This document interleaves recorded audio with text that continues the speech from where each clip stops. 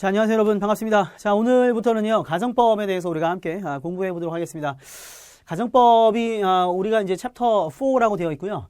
가정법을 배우는데 그 앞에 뭐라고 되어 있냐면 조동사의 활용이라고 되어 있어요. 조동사의 활용. 일단 무슨 말이냐면 영어를 우리가 이제 배울 때 동사 편에 대해서 우리가 굉장히 많이 이제 공을 들였어요. 동사에 대해서 단순히 뭐 주어, 동사 이렇게 배우지 않고 이 동사에 장착되는 문법이 세 가지가 있더라. 이게 뭐가 있었냐면 뭐가 있었습니까? 그렇죠? 기본적으로 수의 일치가 있었죠. 수의 일치. 그 다음에 이제 동사에는 뭐가 있냐면 시제가 있습니다. 시제.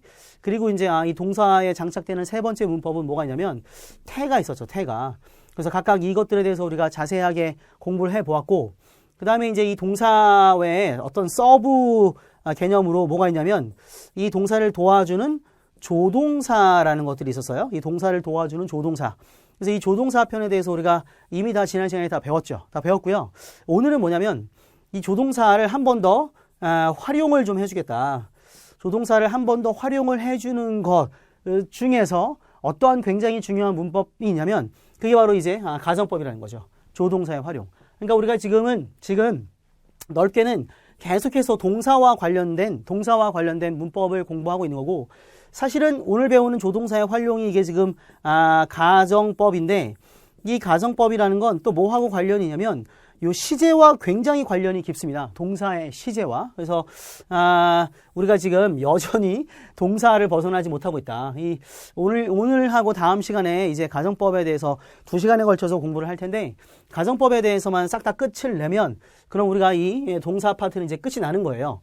그래서 다른 품사인 형용사와 부사 파트를 우리가 다음 시간부터 넘어가게 됩니다. 자, 무슨 말씀인지 아시겠죠? 그러니까 전체적으로 우리가 지금 공부의 어떤 흐름을 좀 알고 가셨으면 좋겠고요. 지금 여기 보시면 가정법의 첫 번째 가정법의 개념이라고 되어 있는데, 가정법의 개념은 뭐 이거 우리말 문장을 보면서 한번 간단하게 설명을 좀 드려 볼게요. 자, 그것은 사실일 것이다. 뭐 이런 문장이 있습니다. 그것은 사실일 것이다. 그 얘를 영어로 한번 바꿔볼게요. 얘는 우리말이잖아요, 우리말. 그죠? 얘를 영어로 표현하면 뭐죠? 그것은 사실일 것이다. 이 정도는 할 수 있어야겠죠, 지금. 다들 대학교 다니고 하는데, 그것은 사실일 것이다. 요거를 영어로 쓰면 이제 맨 앞에 이제 주어는 it이 되겠죠, it. 그죠? 사실일 것이다. 아마도 사실일 것이다. 하니까 may를 쓰면 될 것 같아요. may be true. 뭐 이렇게 쓰면 되겠죠. It may be true. 그것은 아마도 사실일 것이다. 얘를 우리 영어로 이제 바꾸면요. 이렇게 되겠네요. 이렇게. 자, 잘 보세요. 얘를 과거형으로 만들어 보세요. 과거형. 그것은 사실이었을 것이다. 그것은 아마도 사실이었을 것이다. 과거형으로 만들려고 하면 거의 100명 중에 90명의 학생들이 뭐라고 말하냐면 5% 되는 것 같아요. 100명 중에 95명의 학생들은 얘를 과거형으로, 이 문장을 과거 시제로 만들어 보세요라 그러면 어떻게 만드냐면 이렇게 만듭니다. 자, 뭐가 떠오르세요, 여러분들? it 다음에 자, 얘를 과거 시제로 만들어 보세요 하면 이 may를 뭐로 바꾸냐면 우리 배웠죠, 중학교 때. may의 과거형인 뭐로 바꿉니까? might. 이렇게 이제 바꿔요, might. 그다음에 it might be true. 이렇게 하는 다음에 이게 이제 이게 현재 시제이고 얘가 이제 과거 시제이다 라고 생각을 하거든요. 아시겠죠? 근데 잘 보세요. 아니에요. 얘는 과거 시제가 아닙니다. 과거 시제가 아니라 it might be true. 얘는 과거 시제가 아니라 얘랑 똑같은 현재 시제예요. 현재 시제. 자, 일단 여기에서부터 가정법은 시작이 되는 거예요. 자, 첫 번째 무엇을 기억하셔야 하냐면 요 might가 우리가 소위 말하는 조동사의 과거형이라고 우리가 배웠잖아요. 중학교 때부터. 소위 말하는 조동사의 과거형이 사실은 조동사의 과거형이 아닌 것으로 사용될 때가 굉장히 많다는 거예요. 물론 might는 may의 과거 시제로 쓰이기도 합니다. 가끔가다 한 번씩. 과거 시제로 얘가 알바를 떼어줄 때가 있어요. 알바. 그게 아니라 한 10번 중에서 7번 이상은 이 might는 may의 과거 시제가 아니라 그냥 요 may보다 약간 약한 의미, 이 한자, 약한 의미를 사용하기 위해서 may를 might로 써주기도 하는 거죠. 아시겠습니까? 자, 얘는 무슨 시제입니까? 얘는 현재 시제예요. 이게 중요한 거예요, 일단. 자, 둘 다 현재 시제라는 거예요. 둘 다 현재 시제. 자, 얘네 둘 다 현재 시제. 현재 시제라는 거. 여기서부터 이제 시작을 해야 되고. 얘를 그러면 과거 시제로 만들어 볼게요. 과거 시제. 그럼 어떻게 만들죠? 과거 시제를 어떻게 만들어요? 여기 1번 문장이라고 하고, 얘를 2번 문장이라고 할게요. 그럼 3번 문장은 요 1번 문장의 과거 시제예요. 1번 문장의 과거 시제. 그럼 어떻게 바꾸면 되냐면, 이렇게 바꾸는 거예요. it 쓰고, 요 may는 그대로 써주고요. 그 다음에 요 동사 원형 있잖아요. 동사 원형. 얘를 어떻게 바꿔주냐면, 얘를 이렇게 바꿔주는 거예요. have 플러스 pp.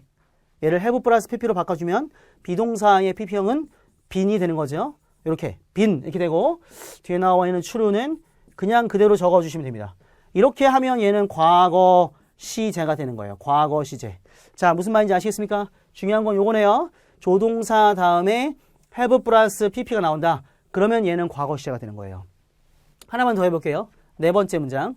네 번째 문장은 두 번째 문장의 과거 시제입니다. 두 번째 문장의 과거 시제 어떻게 바꿔주면 되죠?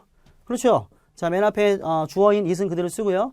might도 그대로 써줍니다. 조동사 might를 그대로 써주고 요 뒤에 나와 있는 요 be라는 동사를 have 플러스 pp로 바꿔주니까 have been이 되고 true를 그대로 써준 겁니다. 이렇게 하면 이제 요것도 might have been, might have pp가 역시 과거 시제가 되는 거예요. 그러니까 3번하고 4번은 과거 시제가 되는 거고 1번하고 2번은 현재 시제가 되는 거고 이게 의미가 거의 똑같아요. 무슨 말이냐면 1번과 2번은 거의 비슷하게 거의 비슷한 뉘앙스를 가지고 있는 같은 문장이라고 볼 수 있고 3번과 4번도 시제도 똑같으면서 거의 비슷한 뉘앙스를 가지고 있는 똑같은 문장이라고 보시면 됩니다. 여기까지 가셨습니까? 자, 굳이 우리가 소위 말하는 과거형 이렇게 과거형으로 써주는 이유는 약간 약한 느낌을 주기 위해서 써주는 겁니다. 자, 여기까지 되셨죠? 됐습니까? 정리할게요. 조동사가 이렇게 있고요. 그 다음에 동사 원형이 이렇게 있어요. 조동사 다음에 동사 원형. 그 얘를 자, 과거 시제. 과거 시제로 바꿔주기 위해서는 조동사는 그대로 써줍니다.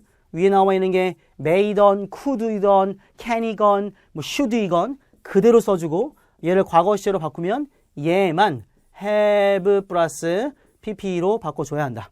이게 바로 과거 시제이다. 과거 시제의 형태이다. 요거를 일단 알아두셔야 하고요. 그러면 마지막으로 한 번만 더 여쭤볼게요.